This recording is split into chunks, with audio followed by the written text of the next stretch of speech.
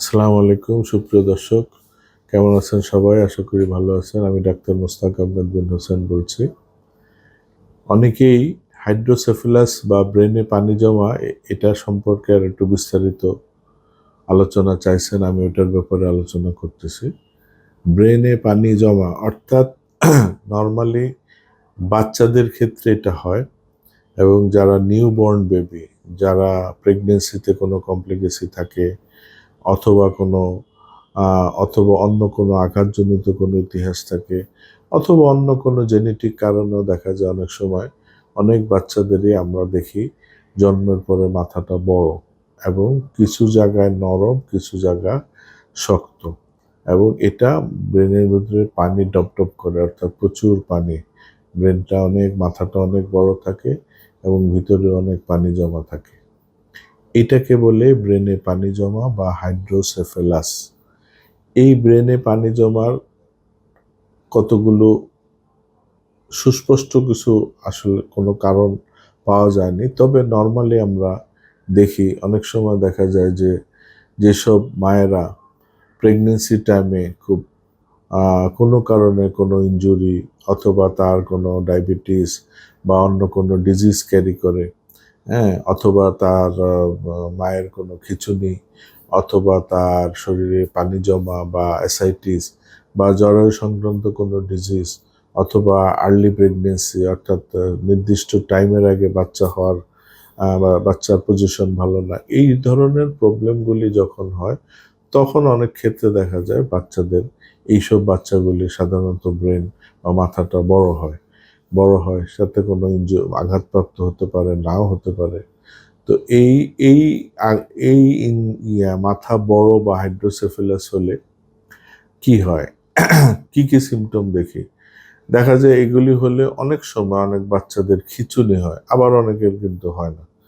আবার কারো কারো মাথাটা খুব বেশি অ্যাবনর্মাল সাইজের বড় থাকে, অনেক বড়, এবং ওই যে টিউবের মতো, অর্থাৎ কোথাও ঢুকানো থাকে মাথার স্কালটা, কোথাও বাড়তি থাকে, কোথাও ফুলা থাকে, কোথাও স্বাভাবিক থাকে, কোথাও ট্যামের মতো থাকে, ইত্যাদি বিভিন্ন রকম শেপ হতে পারে। 3 নম্বর হলো এইসব বাচ্চাগুলি সাধারণত, এবং তাদের চোখগুলি বড় বড় হয়ে যায় যখন মাথায় ব্রেনে পানি জমে। মাথা বড়োর সাথে সাথে চোখগুলি বড় হয়ে মনে হয় বের হয়ে আসবে। তো সেই ক্ষেত্রে আমরা সিটি স্ক্যান করে নেব।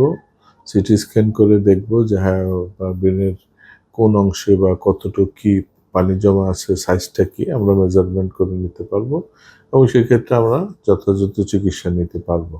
তবে এগুলো অ্যালোপ্যাথিতে শান করা বলে, অর্থাৎ বাইপাস লাইন করে দেবে যাতে পানিটা বের হয়ে যায়, কিন্তু আলটিমেটলি ওটা কোনো সলিউশন না, ওটা পানি বের হইতেই থাকে। কিন্তু আমাদের চিকিৎসা হলো তো পানিটা যাতে ভিতর থেকে শুকায় আসে এবং পানি তৈরি না হয় মাথায় যখন পানি তৈরি না হবে, আস্তে আস্তে শুকায় যাবে, তখন তখন ব্রেনটা বা মাথাটা স্বাভাবিক অবস্থানে বা স্বাভাবিক সাইজে চলে আসবে। ওইটাই হলো চিকিৎসা। তো এই ক্ষেত্রে হোমিও চিকিৎসাটাই সবচেয়ে উত্তম। এবং এক্ষেত্রে কি বাচ্চাদের কি কি সিমটম অ্যারাইজ করে? প্রথম কথা হলো তাদের মাথাটা অস্বাভাবিক বড় থাকবে, চোখগুলো বড় থাকবে, তাদের বমি হবে কখনো কখনো, তারপরে তারা খুব খিটখিটে কান্নাকাটি করবে, মেজাজ খারাপ থাকবে, তাদের অনেক সময় মাথা ব্যথা করে, বলতে পারে না যদিও তাদের। তারপরে তাদের অনেক সময় খিঁচুনি হতে পারে, কারো কারো খিঁচুনি হয়, কারো কারো হয় না, এবং তারা কিন্তু মাথা বড়োর কারণে ঘাড় সোজা করতে পারে না, অ্যাজ ওয়েল এস তাদের বডির ব্যালেন্স থাকে না, অর্থাৎ সে দাঁড়াতে পারে না, বা কেউ কেউ দাঁড়াতে পারলেও মাথাটা সোজা রাখতে পারে না। তো এই ধরনের বিভিন্ন সিমটম যখন আমরা দেখব, তখন এরপর প্রয়োজনীয় সিটি স্ক্যান বা ইইজি বিভিন্ন রিপোর্ট বা এমআরআই আমরা করে কনফার্ম হব আইদার ইট ইজ হাইড্রোসেফালাস বা অন্য কিছু কিনা।